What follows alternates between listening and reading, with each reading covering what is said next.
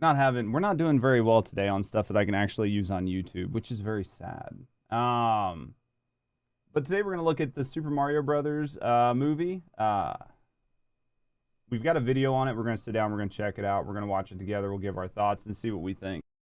Truly, we are living in strange times. A world where new Marvel and Star Wars movies You'd say it's worth seeing 50-50 if you want to pay seeing it in the theater. I might wait for it to come out. I mean, is it better than the 90s Mario movie? are greeted with almost universal indifference, and a movie about a fat Italian plumber chugging magic mushrooms to fight a giant dinosaur is on track to make over $1 billion.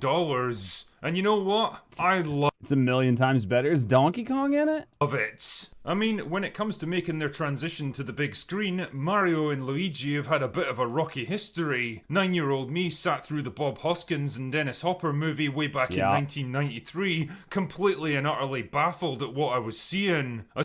Yeah, I mean, like, when the original one came out, like, I enjoyed it for what it was, but it was definitely not the Mario Brothers that we knew, right?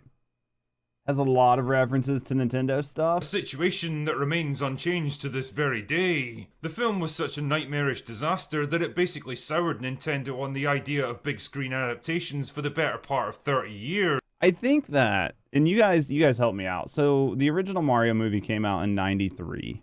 And I think for like adults and like really small children, it was a complete miss.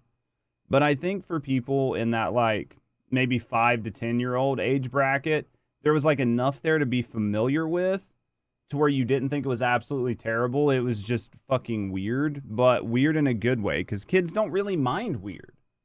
Um, but as for like parents, it would have been like almost completely unfollowable. Do you know what I mean? Didn't even think the trailer for the new Mario movie looked good. I don't even think I saw the trailer for the new Mario movie. I think I pretty much just ignored the fact that it came out because I figured it was gonna not do very well. But it's amazing what a pair of successful Sonic movies from their old enemy Sega can do to change a company's mind. And so here we are in 2023, staring down the magical warp pipe of Super Mario Bros. The movie. It's nice to see that some rivalries never die. Did you guys watch Sonic by chance? Like, did you guys watch the Sonic movie? People have been going up. I didn't watch it, so I don't know if it was actually any good. I wanted to watch it, but I never spent the time. You liked Sonic, both of them. Did they do a good job? Because I think everybody was afraid. I think everybody was afraid they were going to be bad. And then they like redid some of the animation on Sonic to make it like more palatable. You only saw the first one. You want to watch the second one. You saw both of them, and you liked it, so it's definitely worth watching then, right? Absolutely nuts over this film over the past week or so, hailing it as a turning point. It's got Mario Kart, so they just embraced the entire Mario franchise, like the entire Nintendo universe. How you doing, Burns? They had to redo the whole thing. Oh, for sure. I mean, why did you need to make it hyper realistic? Like, let the characters be the characters. Do you know what I mean? Point in the history of video game adaptations and possibly the future direction of Western cinema. Jesus, calm down, lads. But the reason you're probably watching this video is to find out if Super Mario Bros. Is actually any good, and more importantly, if it's worth parting with your hard-earned cash to go and see. Well, the answer is yes. Mostly. See, Super Mario Bros. Is the kind of film that's tailor-made for precisely two kinds of people. Young kids who enjoy bright colours and fast-paced action, and middle-aged gamers looking to relive their childhoods. How did they get a picture of me on the couch? That's all I want to know is how did they get that picture of me on the couch? If you fall into either one of these categories, then you're probably going to have a blast with this movie. And if you don't, then you're probably going to be left wondering what the fuck you just saw. So wow! Shut up! Anyway, the movie Wow. centers around everyone's favourite Italian plumbers, Mario and his brother Luigi. They've just quit their jobs to start their own plumbing business in Brooklyn. So like the premise of this is there's actually a plumbing business. And sunk all of their money into a TV ad to promote it. Their first gig doesn't go particularly well, however, and when Mario's family question the wisdom of risking everything on his crazy pipe dream, Mario starts to have doubts about where his life is heading. Okay. Then he gets sucked down a magical warp pipe and transported into an alternate dimension inhabited by talking mushroom people. So it really just takes a turn like that, huh? So like it's about Mario and his brother Luigi being plumbers. and then he finds himself in like the Mushroom Kingdom. Is that what I'm hearing? So yeah, in case you hadn't noticed, the movie switches gears pretty quickly. It sounds like it. Anyway, the gist is that the kingdoms in this land are under threat by Bowser, who's managed to get his hands on the Craggle, the superstar that's going to grant him the power to destroy anything in his path unless Princess Peach agrees to marry him. Why exactly would a giant talking dinosaur be romantically attracted to a human female? And what does he expect to get out of such a relationship? Don't know, but it's a question that's haunted me ever since I was a little kid. Even worse, This person was multiple children. That's interesting. Mario and Luigi got separated on the way here, and Luigi's now been captured by Bowser's minions. It almost looked like Luigi's Mansion for a second. Leaving Mario with only one choice. Team up with Princess Peach, fight his way to Bowser's castle, rescue his brother, and save the Mushroom Kingdom. Oh yeah, and in order to get About to head out and do some yard work. I was supposed to do yard work today, but it fucking rained all day, and it rained all day yesterday, so I wasn't able to do any. So my grass is like really overgrown right now. How much yard work you gotta do? there, they're gonna need an army, which means recruiting Donkey Kong to join the fights. As I said earlier, this movie is heavy on references, in-jokes, and callbacks to the classic platforming games, and if you're not familiar He says Bowser funny. Like saying bozo. Yeah. It's part of it, I think, is his accent for sure. with the lore of those games, then you're definitely going to be left wondering what's going on. That being said, for people like me who wasted months replaying every level of Super Mario World or Donkey Kong Country looking for every possible hidden secret, it's a pretty cool experience when you realize how much stuff they were able to cram in here. There's a definite sense of reverence for the source material and a desire to reward longtime fans of the games. Oh my.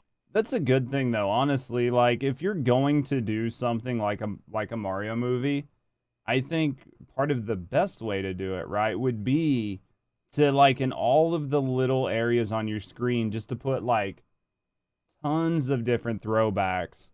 Because even if you don't, like, explicitly call it out, right, just something small in the corner of the screen happening, or something happening in the background's enough to give people, like, nostalgia. Working on chopping down a couple trees, nothing too crazy, but so many branches. You guys, do you have like a pole saw? How you doing it? Bowser's the best part of the entire thing. I can see Jack Black doing well. Does he sound like Jack Black? My goodness, respect for the lore and for the customers? What kind of bizarre world are we living in here? The plot itself isn't exactly complicated, and the characters aren't going to inspire 5-hour video essays about their hidden meanings and motivations, but then again, what were you expecting? But do you need them to? Like, there's plenty of, like, background information on all the characters. I think it's best to revolve around just moving the plot forward. The original games weren't exactly heavy on story either, and I don't think many kids back then were desperate to know Mario's entire personal history. Dude, the flying fish just fucking getting stuck on his face. That was awesome. That was absolutely hilarious. Pruning as many branches as you can, then chainsaw time. Oh, that sounds like you're gonna have a good time, though. That's definitely like a beer drinking kind of activity to me. Or the intricate political situation of the Was that the panda suit? Did he have the panda suit on? Mushroom Kingdom. That being said though, I think there was more scope to tackle slightly more complex ideas than they did here. The best animated movies are the ones that appeal to both kids and the adults that took them to the movie theatre in the first place, working in subtle but mature story and character beats that appeal to different generations. Like, there's a reason people still get emotional at the intro to Up, or the ending for Toy Story 3. The bittersweet acknowledgement that sooner or later we all have to say goodbye to the simple innocence of our childhoods. And I mean, that's fair. Like, sort of like interwinding those types of storylines will make something a lot more timeless. But sometimes people just want to enjoy something and not feel bad at all at any point during the experience. Did not exist, didn't exist, never happened, stop. Yeah. No, because it's right next to the house. Yeah, you might want to be a little sober for that. Yeah, I don't know. Like, I get it, like Toy Story, where it tugs at your heartstrings as an adult, or like Up and all that. Like, it makes it more timeless, but man, can I just not have a movie where I just don't feel bad or don't, like, it doesn't feel real? You know what I mean? Like, I don't need it to fucking hit at my heart every fucking time. See, Burns, appreciate you stopping in. Like, I just, maybe I just want to sit down and watch a movie and just enjoy myself and have a good time, like a comedy with a little bit of like nostalgia and throwback. Enough there to keep me interested, but I don't want to I don't want to fucking cry during the movie. And leave behind the once treasured objects that went on the journey with us. Stuff like that tugs at the heartstrings of kids that know eventually it's gonna happen to them, but it hits even harder for the parents who already went through it. Basically, Genuinely what it is, and that's all I want. I want like a comedy with a little bit of nostalgia. I want to feel good, and I want to be like, that was fun to watch. Like, yeah, I might not sit down and watch it 5 times, but I don't have kids. Like, I'm not gonna sit down and watch Up 5 times or Toy Story 5 times. Um, but you can still just enjoy the experience that you get out of it. Do you know what I mean? what I'm trying to say with all this pish is that there isn't really that same complexity of emotion or storytelling here. It's simple, straight up entertainment, and the only real theme that you can draw from it is the value of determination and loyalty to the people that you care about. Pretty Sometimes I just want to be entertained. So far, this movie sounds like it's going to entertain me. universal and inoffensive ideas, but hardly groundbreaking stuff. But as simple as they are, I think most of the characters come across as likeable and fun. Mario's a plucky underdog that everyone underestimates, driven by family loyalty and able to pick himself up and carry on when the going gets tough. He struggles and fails but never quite gives up, and always finds a way to pull through to the end. Luigi's timid and reluctant, preferring to follow his brother's lead and always looking to Mario to protect him. He's probably the least well-served character in the movie, since he spends most of his time locked up waiting to be rescued. Yeah, but Luigi's always kind of played second fiddle to Mario. It would make sense. Like, I mean, I guess maybe you could flesh the character out a little bit more, but I think the first movie does a good job of establishing the characters in the world, and then in the second movie, you can look at maybe delving into some more dynamics. And although he does redeem himself at the end, it would have been nice to see the two brothers working together a bit more. Princess Peach seems to be the biggest bone of contention for most people, and it's not hard to see why. The modern Hollywood trend of elevating female characters into annoying, obnoxious girl bosses who can do everything that men can do, but better, is pretty well known at this point. And if the rumours are true, that's exactly what the studio had planned before Nintendo stepped in and overruled them. And if that's the case, then fucking hats off to them, because I think this version of the character manages to walk a pretty careful line, able to make decisions and look after herself without overshadowing and belittling the actual protagonist of the movie.